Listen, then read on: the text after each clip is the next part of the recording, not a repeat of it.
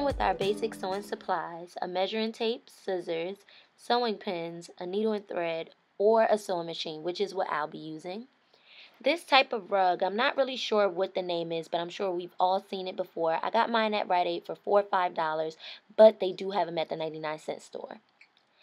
Then lastly, we'll be adding embellishments if you want. It's not mandatory, but it does add a bit of extra flair. You can get this kind of stuff from your fabric store, craft store, Walmart, Family Dollar, just about anywhere.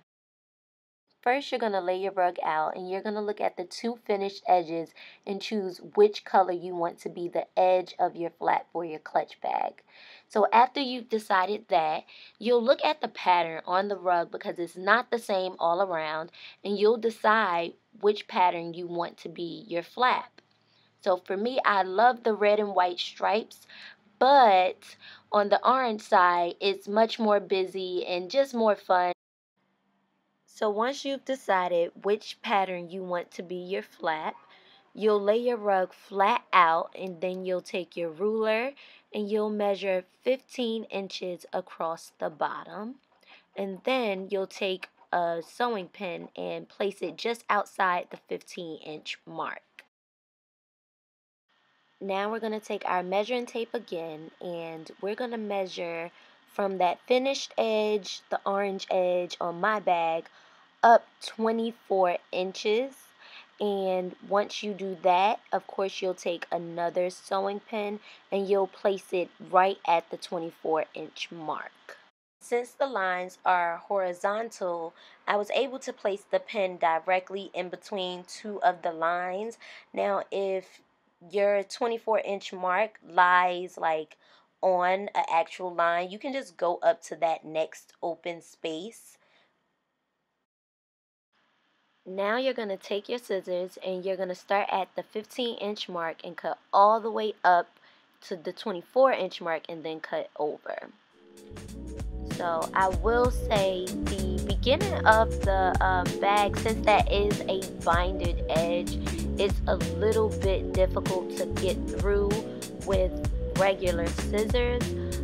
So yeah, you might have to like really cut and grind through that part for a small second just to get through it. Well, actually, the whole bag is pretty difficult, as you can see, to cut through. Well, not the bag, the rug, because it's really thick. I believe these rugs are made up of like recycled fabric or something like that, so they're all sewn into little tubes that are all sewn together to make up this rug. But some tubes are thicker than others, some fabric is thicker than others, so it can get a little difficult to cut through. But as I said, you know, you'll just keep cutting. I was actually using regular scissors instead of my shears, and that's another reason why it was hard, but I just really wanted to use like regular household items. So yeah.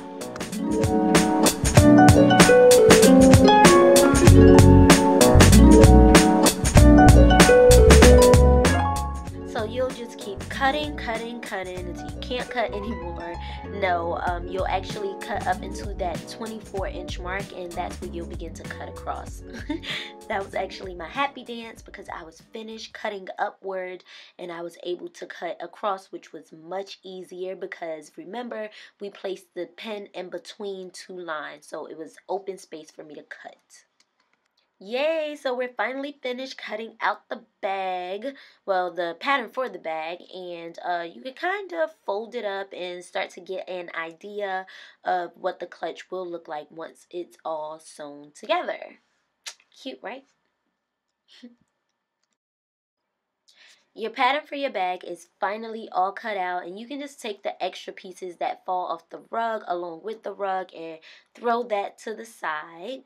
And you'll open up your bag and lay it out with the right side laying up, and right side being the side that you want to be the outside of your bag. And these extra little pieces that's hanging off of the edge that we cut, the unfinished edge, you'll just take a pin and pin those down, because in the end, when we're sewing, we'll do a zigzag stitch across that top to make sure nothing else comes out, because a few pieces are going to come out, but that is completely fine.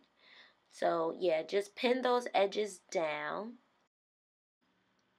Here I'm just showing the finished edge, which is the orange edge on my bag, versus the unfinished edge, so you can get an idea of how to pin the fabric down. And like I said, we'll be doing a zigzag stitch across that top to stop it from unraveling. So you'll lay out your rug right side facing up, and remember, the right side is the side you want to be the outside of your bag. Then you'll take your measuring tape and measure from the bottom of the unfinished edge or the raw edge up 9 inches, as you see here. And then you'll take another sewing pin and pin directly at that 9-inch mark.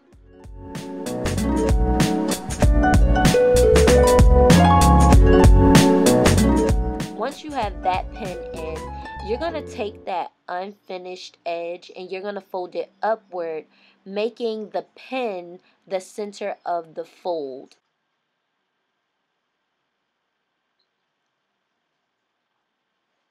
So now you're going to take your sewing pins again, and you're going to start right at that pin and pin all the way up to the top of the unfinished edge. And this is going to be where we'll sew. So make sure to do this on both sides of the bag. So once both sides of your bag are pinned together, you want to take your measuring tape again and just measure the unpinned portion of your bag. It should measure out 6 inches, and that will serve as the flap of your bag once it is all sewn together. And now we are finally ready to sew.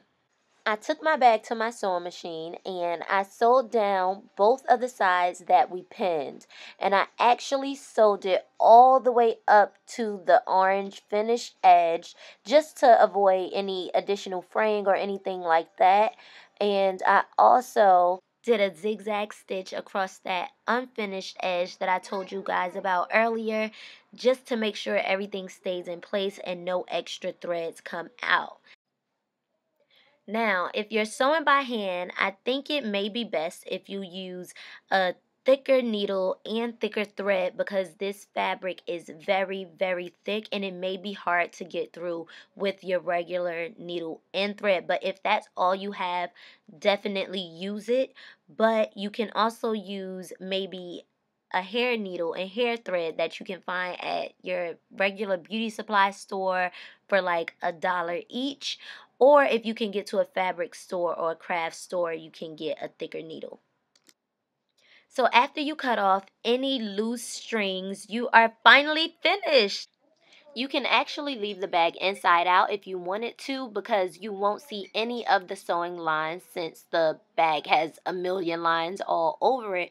Or you can turn it right side out like I am and get a much cleaner look and cleaner finish, and it just looks a little bit more professional to me.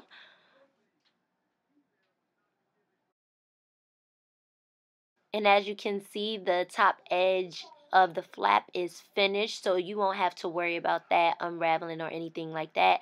And then you can just throw things in the bag if you decide not to embellish it like I am in the next step. Now on to the embellishments. So you can sew them on if you want, or you can use fabric glue, but me, I'll be using a hot glue gun.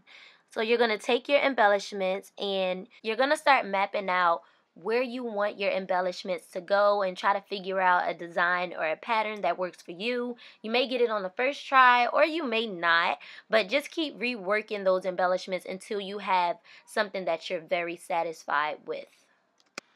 Once you have your design all figured out, you can start to cut and glue your embellishments onto the bag. If you have a trim like me, make sure to leave an extra inch or so on each end that you'll fold inward and glue inside of the bag, just to give the edges a much cleaner finish. And voila, here is your finished embellished handbag that will go with pretty much anything. You can dress it up, dress it down, and the best part about it is you made it and it's done exactly to your liking. And of course, you'll be the only one with your bag. Right here, you'll see where I tucked those ends in to have that clean finish. And here is the open view of the bag and the closed view of the bag. And that's it. That is all to it. Easy, right? So I hope you guys enjoyed this DIY and thanks for watching. Bye!